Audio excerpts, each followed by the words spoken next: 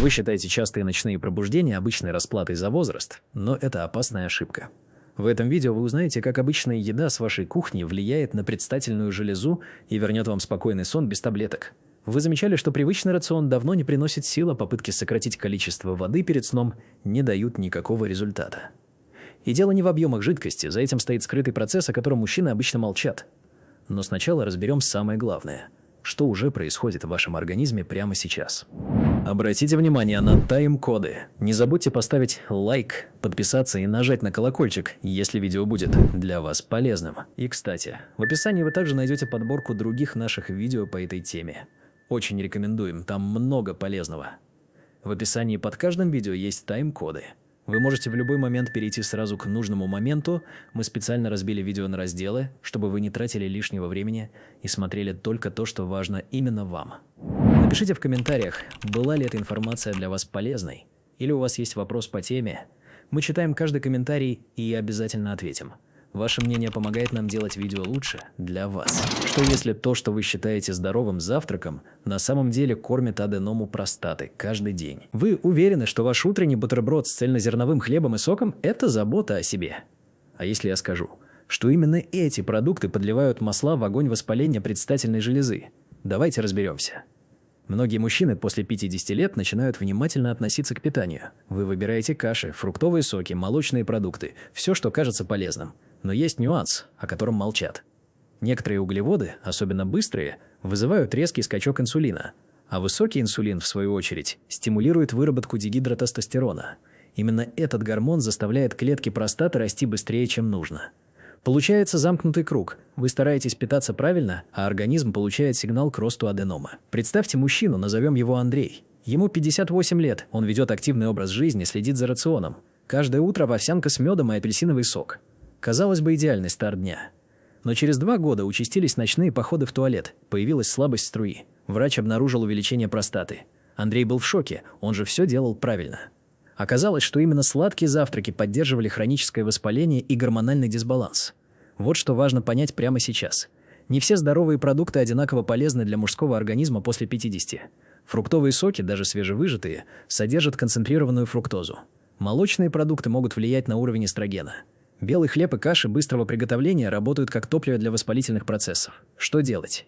Не паниковать и не отказываться от завтрака вовсе. Просто пересмотрите подход. Вместо сладких каш выберите белковый вариант – яйца, творог, нежирная рыба. Фрукты ешьте целиком, а не в виде сока, так клетчатка замедлит всасывание сахара. И главное – наблюдайте за реакцией организма. Если после определенных продуктов вы чувствуете дискомфорт, это повод задуматься. В следующем блоке я расскажу, какие процессы в организме запускаются после 40 и почему врачи часто умалчивают об этом. Потому что знание – это первый шаг к контролю над здоровьем. Почему после 50 лет организм начинает реагировать на привычную еду совсем не так, как раньше? Вы когда-нибудь замечали, что блюдо, которое вы ели годами без проблем, теперь вызывает тяжесть, вздутие или странную усталость после еды? Это не случайность, это сигнал. После 50 лет в организме происходят изменения, о которых редко говорят вслух. Снижается выработка пищеварительных ферментов, замедляется работа кишечника, меняется кислотность желудка. То, что раньше усваивалось за час, теперь требует вдвое больше времени и усилий. Добавьте к этому естественное снижение уровня тестостерона, которое влияет на мышечную массу и скорость обмена веществ. В результате привычная порция углеводов или жиров перерабатывается иначе, и организм реагирует воспалением, задержкой жидкости или скачками давления. Возьмем пример. Мужчина, назовем его Сергей, всегда любил картофель с мясом на ужин. В 40 лет это было нормально, в 55 после такого ужина он стал просыпаться разбитым, с отеками на лице и дискомфортом в животе. Он не менял рацион, но его тело изменилось. Пища та же, реакция другая. Причина в том, что с возрастом печень и поджелудочная железа работают менее активно, а микрофлора кишечника теряет разнообразие. Организм просто не справляется с прежней нагрузкой. Что это значит лично для вас? Если вы продолжаете питаться так, как в 30 или 40 лет, вы неосознанно создаете внутреннее напряжение, воспаление низкой степени, которое не болит, но тихо разрушает. Именно оно связано с ростом аденомы, с усталостью, с набором веса в области живота. Хорошая новость в том, что вы можете адаптировать питание под новые условия. Не нужно радикальных диет. Начните с малого. Уменьшите порции, добавьте больше клетчатки, наблюдайте за реакцией. Тело подскажет, что ему подходит. Какие скрытые сигналы посылает вам предстательная железа, когда вы игнорируете частые походы в туалет ночью? Как один незаметный признак в вашем теле может говорить о том, что воспаление уже началось. Вы когда-нибудь просыпались ночью и думали, что просто выпили лишнюю чашку чая перед сном? А если я скажу, что это не случайность, а первый сигнал, который ваше тело посылает уже несколько месяцев? Представьте, что ваш организм – это дом, в котором вы живете давно. Вы знаете каждый скрип половицы, каждый сквозняк у окна. Но однажды вы замечаете маленькое влажное пятно на потолке. Оно не мешает, не капает, просто есть. Многие откладывают ремонт, надеясь, что само пройдет. Так и с телом после 50. Слабая струя, легкое напряжение при мочеиспускании, чувство неполного опорожнения – это не просто возраст.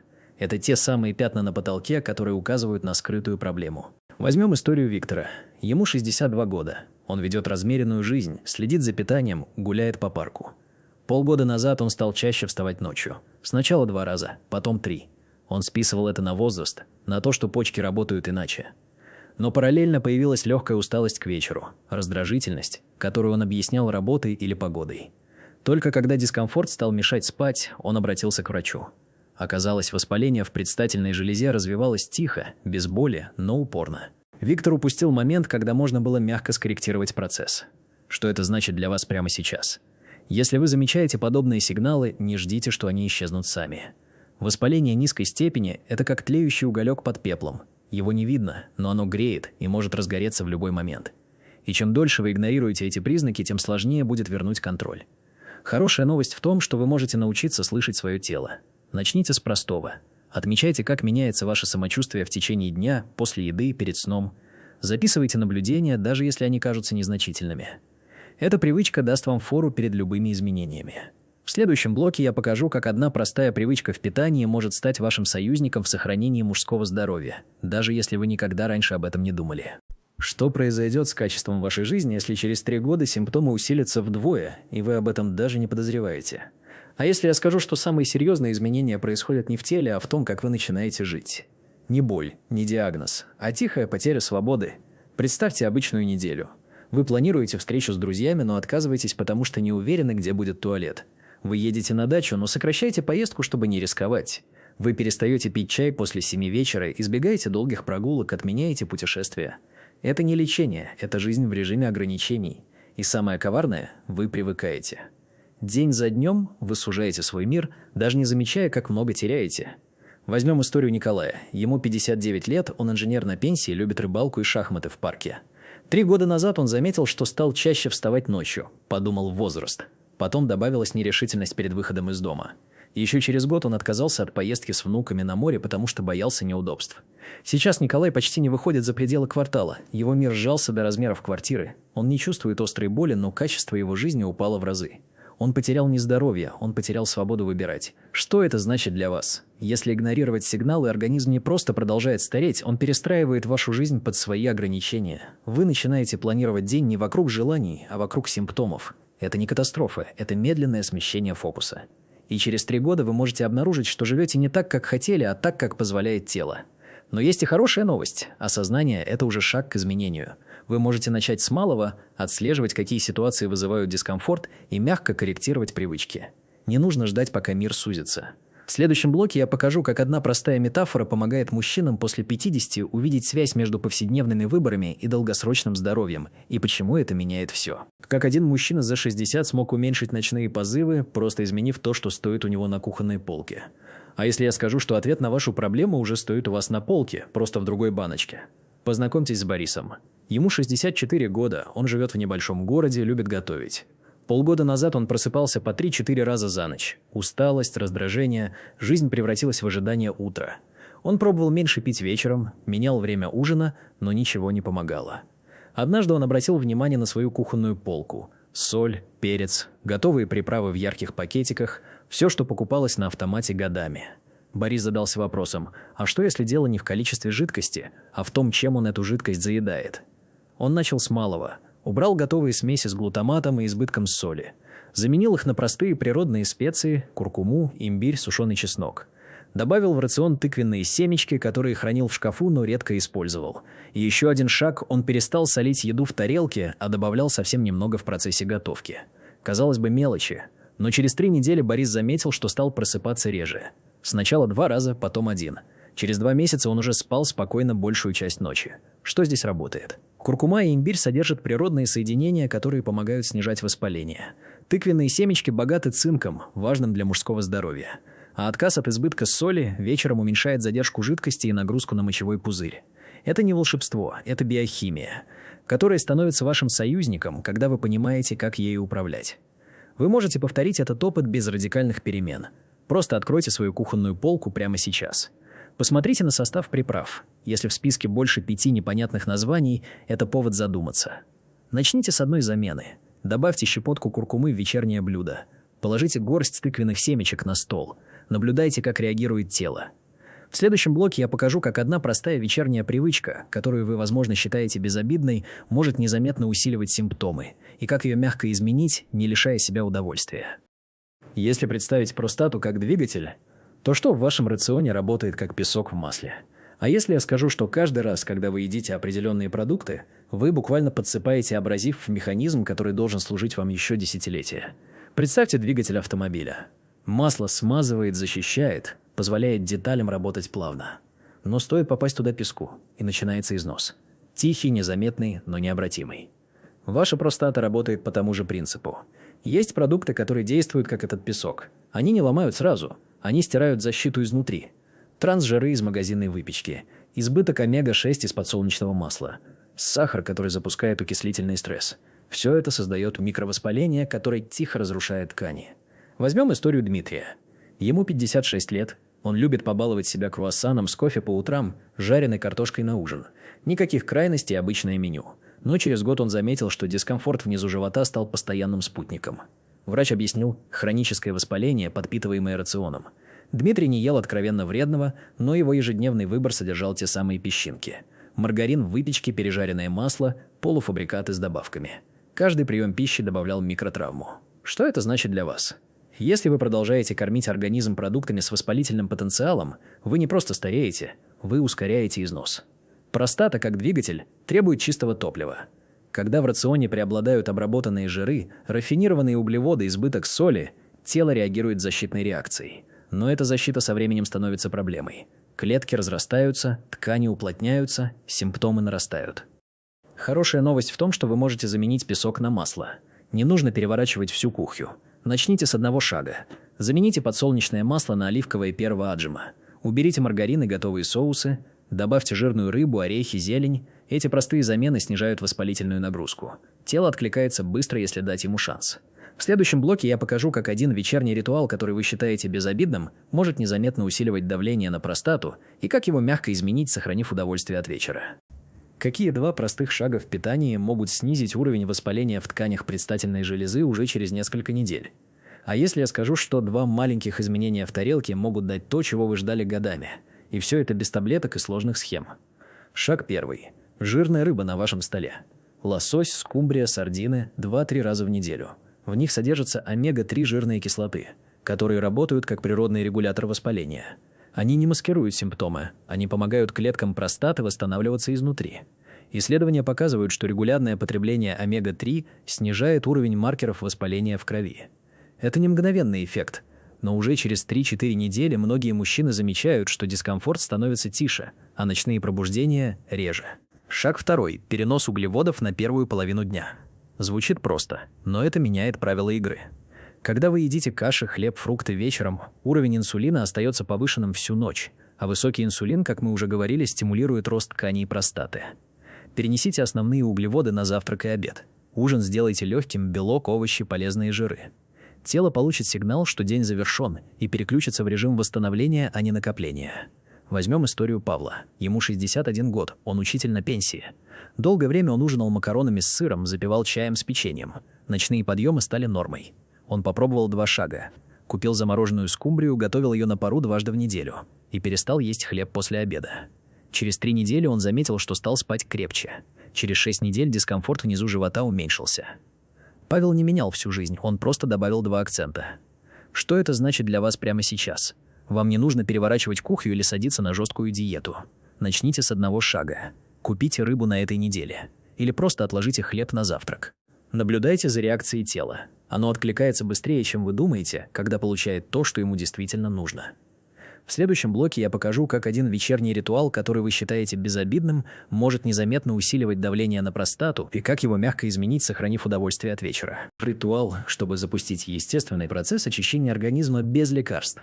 А если я скажу, что ваше тело уже умеет очищаться, ему просто нужно создать правильные условия перед сном. Ночью организм переключается в режим восстановления. Печень фильтрует токсины, лимфатическая система выводит отходы, клетки обновляются. Но этот процесс работает только если вы не мешаете ему. Многие мужчины после 50 делают одну ошибку. Они ложатся спать сразу после ужина, пьют чай на ночь, смотрят новости в телефоне до темноты в глазах. И удивляются, почему утром чувствуют разбитость, отечность, тяжесть внизу живота. Познакомьтесь с Геннадием. Ему 63 года, он водитель на пенсии. Долгое время он ужинал в 7, потом сидел у телевизора, пил крепкий чай и ложился в 10. Утро начиналось с тяжести, отеков на лице, дискомфорта. Он пробовал менять питание, но вечер оставлял как есть. Потом он узнал про 2 простых шага.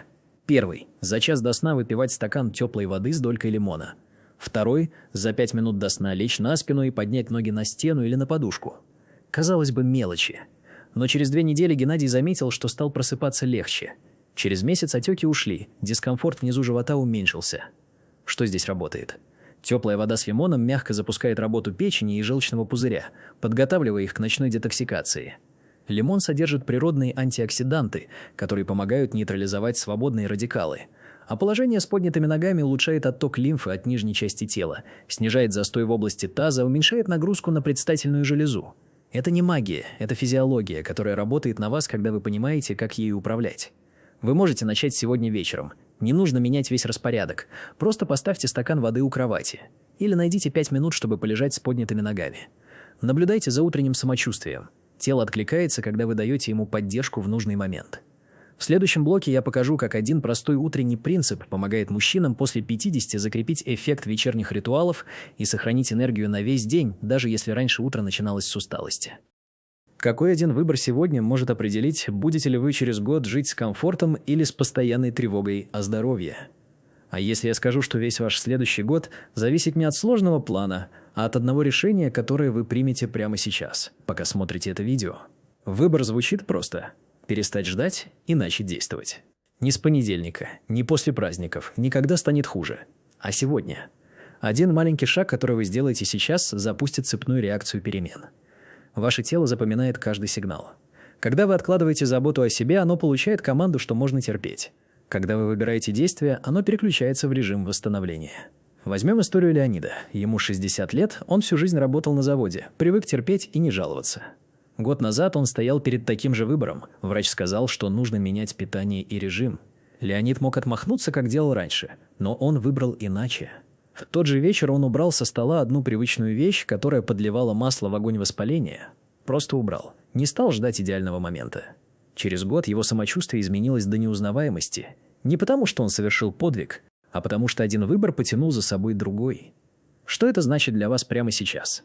Вы можете закрыть это видео и вернуться к привычному ритму. А можете сделать один шаг. Прямо сейчас. Записать на листке то, что вы измените в ближайшие 24 часа. Не 10 пунктов, не сложный план. Одно действие. Выпить стакан воды вместо чая перед сном. Пройти лишнюю остановку пешком. Отказаться от одного продукта, который тянет вас назад. Этот выбор станет точкой отсчета. Год пролетит быстро. Вы можете встретить его с тем же дискомфортом и тревогой. А можете с новым ощущением контроля. Все зависит от того, что вы решите в эту минуту. Ваше тело ждет вашего сигнала. Дайте ему шанс. Если это видео зацепило вас, если вы узнали в историях себя, сделайте следующий шаг. Поделитесь этим видео с тем, кому это важно. Подпишитесь, чтобы не пропустить новые материалы. И главное, начните. Прямо сейчас. Потому что ваш комфорт через год начинается сегодня.